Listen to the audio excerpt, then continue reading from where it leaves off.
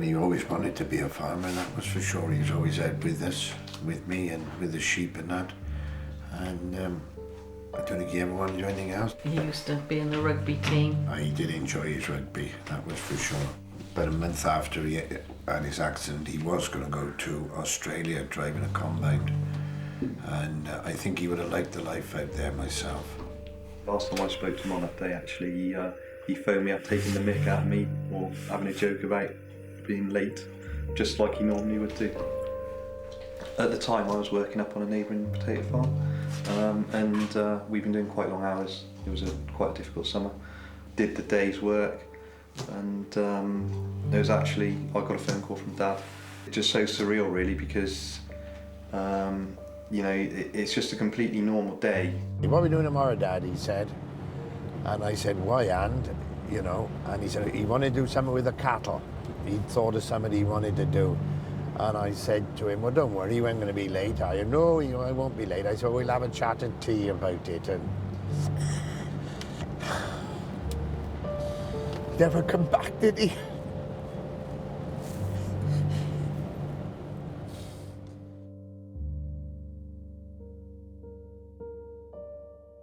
When I was going up there, like I knew he should have been home, and I was ringing him and ringing. Of course, he got his phone hung up in the blimmin' tractor, hadn't he? He hadn't got his phone on him. And all the way along here, I was thinking there's something wrong. I was hoping he'd gone ploughing.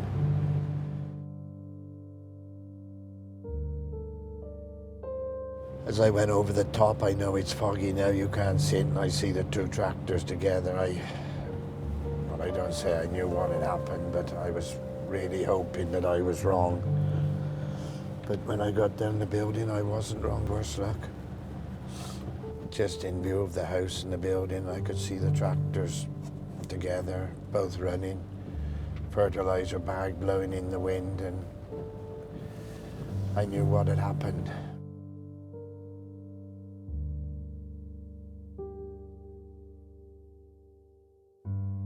Pulled across like this and opened the door, and there he was, stuck between the two tractors.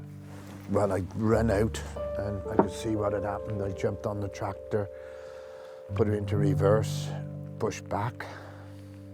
I remember pulling the stopper and I jumped straight over the front wheel because no way did I want him to fall on the floor. And he was dead, and that was it. Come out of the shed, I can see him, he'd have backed up the drive, he'd have drove to her, I could see him jumping off there, stood between the tractor and a spinner, slashed the bag, and she just rolled into him, caught him in the ribs on his right-hand side. Police were up here trying to reconstruct it, and were all over the machine looking. They found where he'd scratched where he'd had his Stanley knife and had cut the bag, and he'd scratched on I and love, and he just wrote the Y, and he didn't write no more, and that was it. He was going to say, I love you, and you know what else.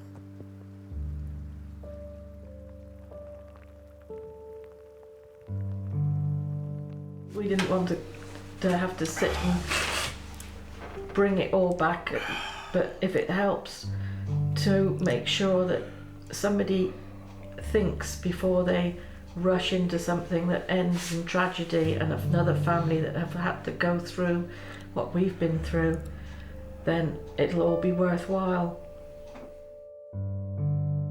The problem is like that on most farms, there's becoming less and less people, and you're spending more and more time working on your own.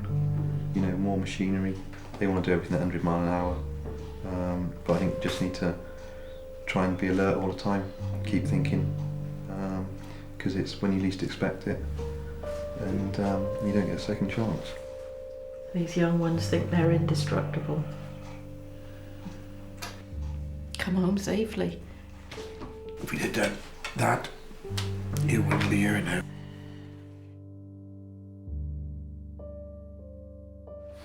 Just say to these young kids, for God's sake, stop and think. Because no parent should have to bury their children.